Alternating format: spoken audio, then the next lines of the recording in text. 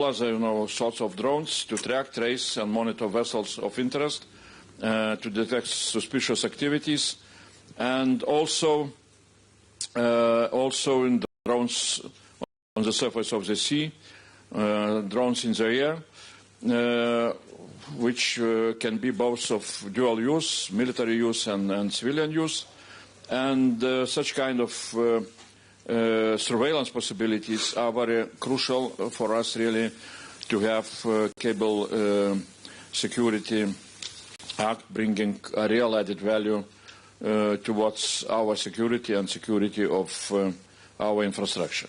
So that is in short what we have as European Union, what kind of capabilities we have developed and what kind of capabilities we need to develop in addition. And I'm absolutely sure that with the Cable Security Act, we are moving ahead in a good direction with good resources, and this is what we shall continue to do in order really to defend ourselves from all the possible hybrid attacks, including attacks on our connectivity cables. Thank you very much. And next, Commissioner Magnus Brunner, who is responsible for internal affairs and migration. Of course. Thank you very much, ladies and gentlemen. Henna, Andreas, thanks for having us here in Helsinki. And I wanted to start also by saying thank you to you, Henna, for showing us also the impressive things in Finland and what Finland is doing when it comes to security, but not only Finland itself as a state, but the citizens are doing to ensure not only their security, of course, yes, but the security of the European Union as a whole. We are all together within the European Union. And protecting the infrastructure is not just a matter for those member states which are directly connected or directly concerned, also like Finland and other member states bordering the Baltic Sea, for instance. But after all, this is a European Union infrastructure altogether, and it concerns, of course, all member states. And the cable incidents that we have witnessed in the Baltic Sea could happen in any other places as well throughout Europe. And this is actually the spirit and also the intention of the joint communication, whether that comes in the form of EU funding, for instance, under the Cyber Solidarity Act, or through investments in cable infrastructure to bolster resilience on the one hand, but security altogether. And our European Union, I think, is closer together than ever than it was in the last years. We see it in the volume of internal trade on the one hand, but we see it also on the commitment to solidarity with Ukraine in the face of Russia's aggression. And on these issues we can and we have already delivered and already acted also jointly. And now we must take this joint action we're talking about today when it comes to internal security on the one hand, but also preparedness and also defense. And what does that joint action mean in our view? I think here joint action means first and foremost that we have to see these areas as linked areas. They are all linked together, and they're linked with each other, as attacks on undersea cables show actually quite clearly. The line between also internal security and external security and external threats also is increasingly blurred, and this is also why this joint communication is complementary also to some other strategies like the internal security strategy we're going to present end of March. Secondly, joint action also means working together to identify threats on an early stage, very early.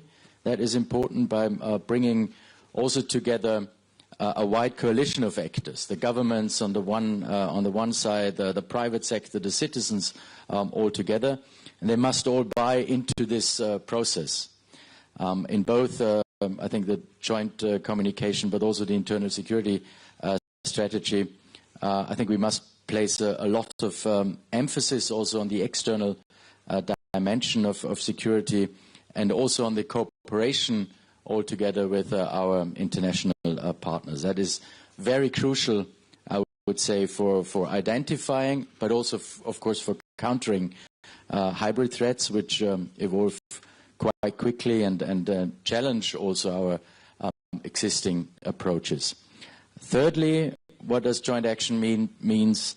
I think it means also preventing threats together by using our size as a European Union, our position as a union to make sure security is actually reflected in everything we do. And lastly, joint action, in my opinion, also means responding to the threats we're facing all together by enhancing the already very good cooperation we have between our law enforcement authorities. That is also a very important point in that respect. They need to have actually the capacity also to act quickly in the face of these hybrid threats, such as attacks on infrastructure that cross land or also maritime borders, of course. And that in turn means also improving the cooperation on intelligence data. That's sometimes forgotten. Data sharing is very important, and setting up also new communication systems, also when it comes to protecting the submarine cables. So we took a lot with us from Finland, from our trip to Finland, I would say. It was very impressive to see the level of preparedness and the level of security in Finland. I think this security first approach has to apply in all other member states as well. The security first mindset we should have in all member states, and we saw that, of course, in Finland. And when it comes to what we take back to Brussels from our trip to Finland, I think it's definitely, when it comes to the security first mindset and security and preparedness altogether, that we need more Finland in Europe. Thank you very much, Vice President and Commissioners. So we can turn to questions now. I would kindly ask you to introduce yourselves and the media that you represent, and also to whom your question is addressed. Please. We'll give you the microphone. Hello, I'm Anna Kauronen for Reuters News. I would like to ask you, as the EU Commission Vice President Virkkunen, news are out about a new cable breach off the coast of Gotland in Sweden, in Swedish waters, just today. How would you comment on this new development on behalf of the Commission? And secondly, in recent days there have been news from Italy, who is investigating some shadow fleet vessels being targeted with explosions in the Mediterranean. What kind of implications do you see from these hybrid attacks spreading to the southern seas and more widely across Europe? Thank you. Yes, thank you. About the recent incident, we are informed on that, and we know that investigations are going on by the authorities, and we will get more information later on about this. But when it comes especially to Baltic Sea, we know that this sea region has been very much under different incidents during the last years, and that's why we are proposing from the Commission side that we establish a dedicated regional hub in the Baltic Sea region. It could be, and it should be like test bed now to our approach, really to be better prepared also, and to share also information between the authorities and member states, and also to use the new technologies like satellites, drones and cables as sensors. But we know that this is a threat for our security and for our environment, not only in the Baltic Sea area, but all over in the European Union. So this action plan is not only for Baltic Sea, it's for whole European Union. And that's why we have to also have actions towards this shadow fleet that poses risks for the environment and for security. We know that part of the shadow fleets, it's already on the sanctions list, but now we have to look also that we have to align the registers of the shadow fleets, because we know that from USA side they have put sanctions to some of these, and we have an own list, so we have to align the registers in this perspective, and also we have to be in contact for those states, like a flag states of these shadow fleets, also to better also be in touch with them, because we know that often these vessels are in so bad conditions that they shouldn't be in traffic at all. And then we still have work to do also when it comes to international maritime law. There we have to also look at how we can also have interpretation on that international freedom of navigation shouldn't be misused against us. So we have to also look at these loopholes to make sure that we have secure and safe environment also in the maritime sector. Thank you very much. Please.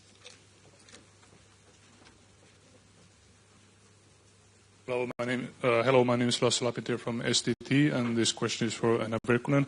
I'm seeing very few concrete details in the press release. Can you give us some more details about what kind of equipment and resources will be used for these to achieve these goals? And do you think this action plan could have prevented what happened near Sweden, or what the news story today? We know that many of these incidents, they are still under investigation, and the microphone is not on. The microphone is not on. Soon it will be. Yeah, it just takes some time. Yeah. So many of these incidents, they are still under investigation, but the purpose of this action plan is really now very closely work with the member states in this topic, because protection of critical infrastructure is like a competence of the member states, and often the critical infrastructure is owned by private entities, and that's why very strong coordination is needed between different member states, between the private entities, and also together with European Union, because we can support member states here, and also with NATO, because we know that, for example, NATO is in the Baltic Sea. They have also operation here to protect critical infrastructure. The first part is now very much work with the risk assessment with the member states together, because all the member states, they have been doing their own risk assessments, but now really to have coordinated approach, especially when it comes to Baltic Sea. Also look our situational awareness and the data sharing, that we can better way also share the information between the member states, and really also to invest in new technologies like drones, satellites, sensors, also to be able to have better situational awareness. And also we are proposing here that we are supporting member states with the repairing capabilities, because we know that it's one bottleneck, that we don't have many vessels who are able to support in the repairing the cables. So we are also willing to support in this part. And of course we have to remember that the European Union is also willing to invest more than 500 million for the submarine cables, to also make sure that no one of the member states is dependent on one connection, that we always have also alternative if there is a damage, that we have plan B and plan C. So that's what the European Union is doing now, giving financial support, but also operational support for the member states to act in coordinated manner in this very important task. Thank you very much. Any other questions? Yle, please. Tuuli Kukka, Defren Yle, Finnish Broadcasting Company. I apologize for posing a question in Finnish for Henna Virkkunen. Vielä yksi tiedon muru tästä tämän päivän tapauksesta. Oletko tietoinen siitä, että onko tämä kyseinen kaapelirikko, onko se niin sanotusti vanha rikko toistunut nyt uudestaan, vai onko kyse uudesta? Tiedän, että viranomaiset parhaillaan tutkivat asiaa, että mistä tässä kaapelirikossa on kyse. Ja tietenkin on tärkeää saada aina lisätietoa, että voidaan tehdä sitten seuraavia jatkoaskelia. Mutta kyllä kaikki kaapelirikot osoittavat sen, että on erittäin tärkeää, että pystymme näitä ennaltaehkäisemään ja nopeasti havaitsemaan, jotta pystytään myös tarttumaan kiinni näihin syihin, mitkä ovat johtaneet rikkoihin. Thank you very much. And then here at the front. Thank you for letting me ask another question. How much money will be put into this new Commission initiative, and where is the money coming from? Thank you. We have it's just a little bit slowly because I put it off. It's waking up slowly, I think, or maybe it's not waking up at all in this time. Yeah, maybe I shouldn't put it off at all. Yes, so we have in the Connecting Europe facility we have 540 million to the cable connections, and a big part of it is mentioned to use in submarine cables. And then we have also Digital Europe program, where we can also support now member states, especially when it comes to this stress testing now, the infrastructure. Then we have 30 million. And then now we are looking at the vessel part also with the member states, that how or what kind of needs our member states are having in this sector. And there we are planning that we could combine our Connecting Europe facility and our cohesion funds to finance these cable vessels. So there we could find 300-400 million for these vessels. So we have main sources are now Connecting Europe facility, Digital Europe program, and then also our cohesion funds. Thank you very much. Any other questions? Yes, please. Yes, hello again, from STT. At least in Finland we've had some discussions about that the information about the locations of critical infrastructure has been too widely available in public. Are steps being taken that information regarding future projects will be kept more secret in the European Union?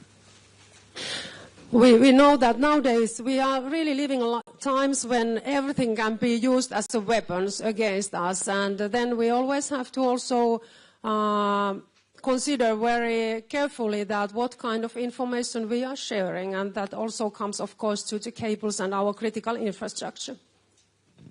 Okay, and next to Ede. Now that you mentioned the times we are living, a question for everybody regarding military aid from EU to Ukraine, and also an aid package for EU countries. Can you confirm the information that, for instance, Berliner Zeitung has told that there's a preparation in EU for several 100 billion military aid package? And if not, what's the size of the package that's likely? Well, first of all, we can see very clearly that EU member states in different gatherings now, first of all, initiated by President Macron, they were very clear stressing that EU assistance to Ukraine will be continued despite what is happening around in some other countries, and it will be strengthened even. And everybody agrees that we need to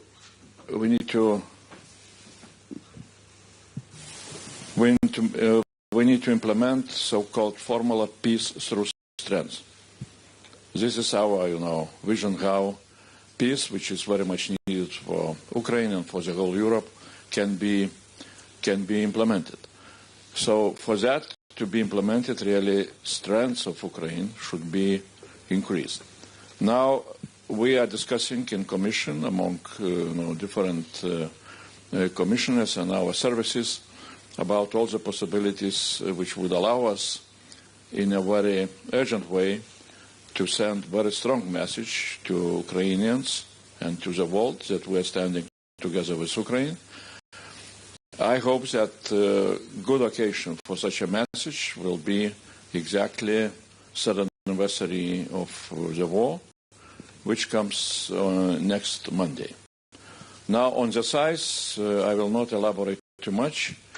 There are all the different, gossips and so on, hundreds and things like that. So let's wait till Monday. Really, we are going to very rational and very practical steps, not creating any kind of false expectations, and that is what we are ready to do. And not only with military support, but also with integration support, with reconstruction support. That is our clear vision, what we need to provide to Ukraine, and we need to send a very strong message, first of all, to Ukrainians. That's our point. Thank you very much. Commissioner Brunner, would you like to add anything? No. Okay. The European Union has been the biggest supporter of Ukraine. We have been supporting Ukraine by 135 billion, and we are willing to continue and strengthen this support. So it's very clearly stated, and now we are working, European Union, to go together with member states and also with NATO members to make sure that we can continue and strengthen the support for Ukraine that is needed. Thank you. We have time for one last question, if there are any. Okay. Thank you one more time. You mentioned drones and ships will be used to secure help secure the cables. And how many ships and how many drones, and who is going to provide them and when?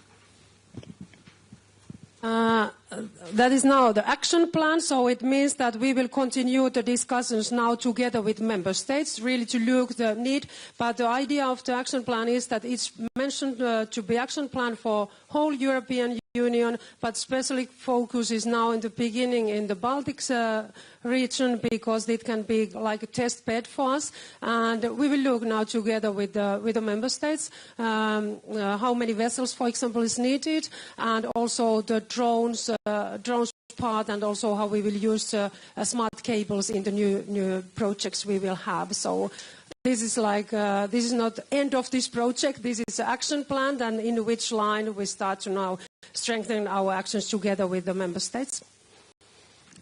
Thank you very much, Vice President and Commissioners. I hereby close this press point. Thank you very much for everyone.